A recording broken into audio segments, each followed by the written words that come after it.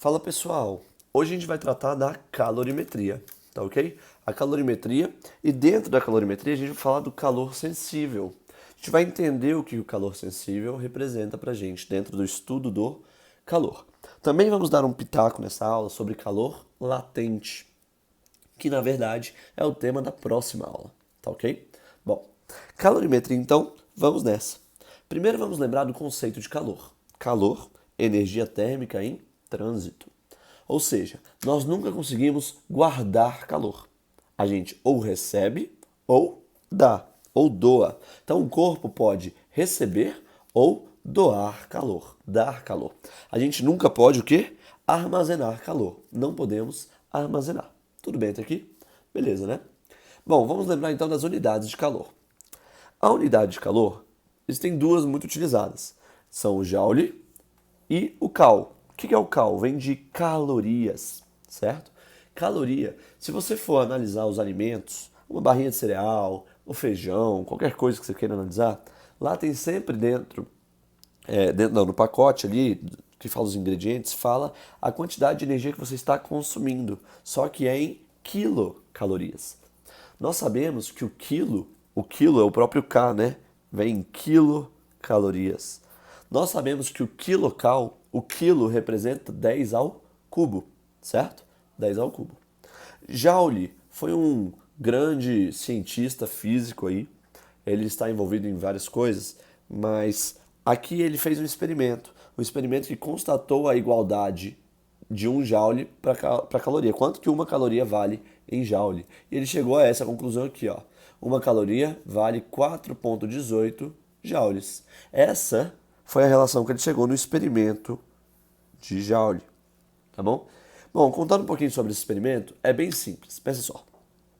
Pensa um bloquinho e na pontinha do bloquinho aqui em cima está preso. Opa, bate aqui.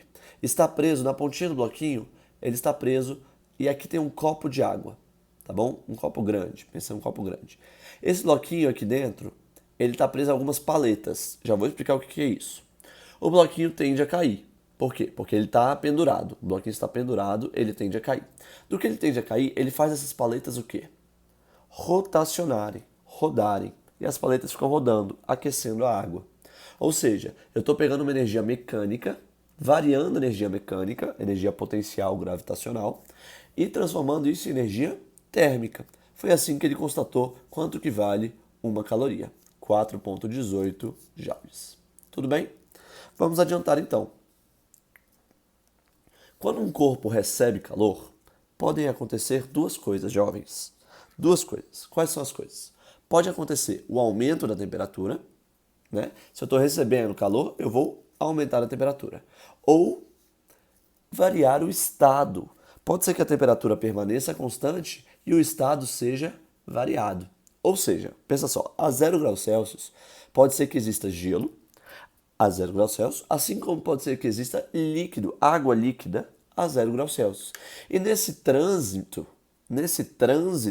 de um para outro, é o que a gente chama de variar o estado. A temperatura ela permanece constante. Quando o gelo está virando água, a temperatura permanece constante. Presta atenção no que eu falei.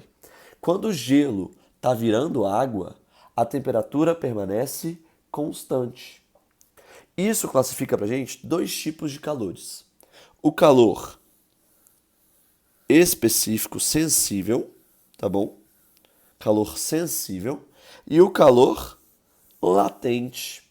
Então eu vou escrever aqui para vocês. Quando eu vario a temperatura, implica o calor sensível. Ah, que é o nome da matéria, olha só. Calor sensível.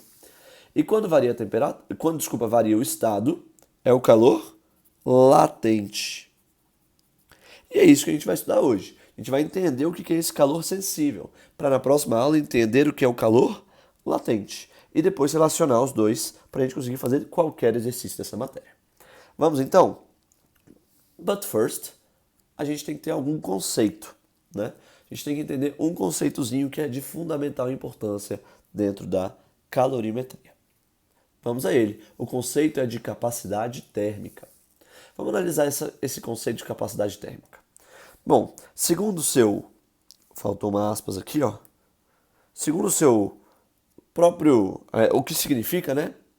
É a quantidade de calor necessária para provocar a variação de 1 grau Celsius.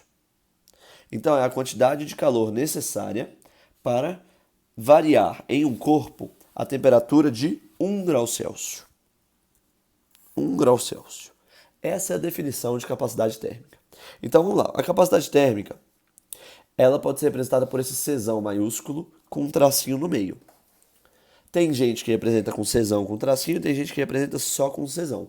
Eu gosto do tracinho, que eu acho bonitinho, fofo, né? Eu acho ele tranquilo, não vejo problema de usá-lo. Mas se você quiser usar só o C, não tem problema. Ou seja, é a quantidade de calor necessária para variar 1 grau Celsius. Vamos ver a unidade. Caloria em cima e embaixo o quê? Grau Celsius. Caloria por grau Celsius. Ou, se você quiser usar o Joule, certo? Porque pode usar tanto a caloria quanto o Joule. Se você quiser usar o Joule, vai ficar Joule por grau Celsius. Gente, importante. A capacidade térmica, ela depende da massa. Vocês vão entender isso já já no nosso exemplo, tá bom? A capacidade térmica depende da massa. Vou falar mais uma vez. A capacidade térmica, ela depende da massa. Bom, o motivo disso é que se aumentamos a massa, a capacidade térmica, ela também tende a aumentar. Vamos ver isso aqui no exemplo? Fala, vamos. Então tá. Vamos analisar esse exemplo aqui, ó. Analise o exemplo a seguir, o seguinte exemplo. Despreze a dilatação, tá? Por quê? Porque a gente vai aumentar a temperatura. E a gente já estudou que o aumento da temperatura pode dilatar o corpo. Mas aqui a gente está desprezando isso, tá ok? Vamos lá. Você tem dois corpinhos. Desculpa, você tem um corpinho só, que você esquentou ele e ele aumentou a temperatura. Saiu de 20 graus Celsius e foi para 70. Você tem 100 gramas. Você aumentou a temperatura, mas a massa permanece constante. Então a massa aqui também é de 100 gramas. E vamos supor que você deu 1000 calorias para esse cara. De 100 gramas, 20 graus Celsius, você deu 1000 calorias para ele. O que será que acontece? Cenas para os próximos capítulos.